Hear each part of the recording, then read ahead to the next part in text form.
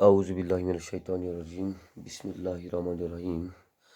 السلام علیکم پیاری بچوں، جماعت 8ویں کے اردو موضوع ہے آزمائش شرط۔ آزمائش شرط ہے، یہ تھا ہمارا موضوع جو کہ ہم نے پچھلے کئی دنوں سے پڑھتے آئے ہیں۔ تو آج جو اس کے سوالات ہیں، آج ہم انشاءاللہ کرنے جا رہے ہیں۔ تو پہلا سوال ہے، بوڑھے نے مرتے وقت اپنے بیٹے کو کیا نصیحت کی تھی؟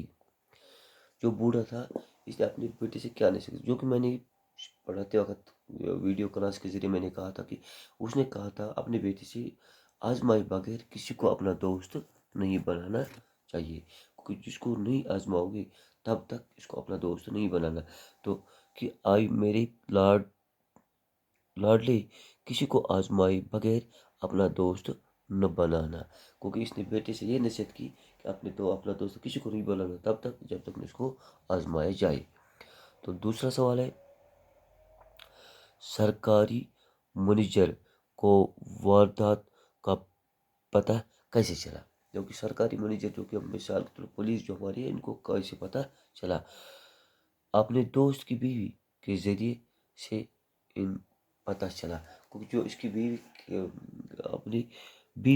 اپنے دوست کی بیوی، جو کہ دوست کی جو بیوی ہے اس کے ذریعے سے اس کو پتہ چلا کہ جو قتل کیا گیا، یہ کہاں پر رکھا گیا۔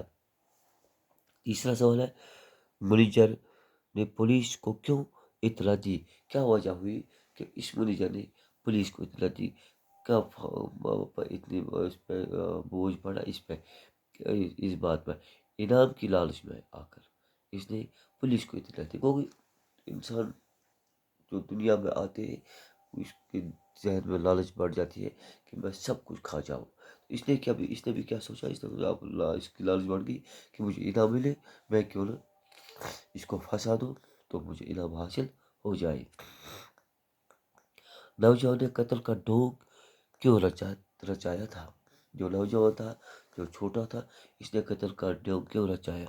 نوجوان نے اپنی بیوی اور دوست کو آزمانے کے لیے قتل کا ڈھونگ رچایا تھا۔ جو یہ نوجوان تھا جس کو اپنے باپ نے نصیحت کی تھی کہ بیٹا کسی کو آزمائے بغیر اپنا دوست نہیں بنانا، تو اس نے کیا کیا؟ اس نے کیوں قتل کا ڈھونگ رچایا؟ تاکہ اپنی بیوی اور اپنے اس دوست کو آزماؤں گا۔ اس کہانی سے ہمیں کیا سبق ملتا ہے؟ لاسٹ میں سوال ہے ہمارا، کہانی سے کیا سبق ملتا ہے؟ کہ کسی کو آزمائے بغیر اپنا دوست نہیں بنانا چاہیے اور ایک دوسرے پر بھروسہ کرنا چاہیے۔ اس پہ پھٹ پڑے دوست بناؤ کہ مگر آزمانے تو پہ کس وتھن میون کہ اب بغیر آزمائش کسان چلی روزانہ ٹھیک۔ کہ اس کے بعد دوسرا سوال ہے، جملوں میں استعمال کیجیے۔ پھولے نے سمایا، شاکر جب امتحان میں پاس ہوا تو پھولے نے سمایا۔ جب اس نے امتحان کو پاس کیا تو اس نے بہت خوشی کی۔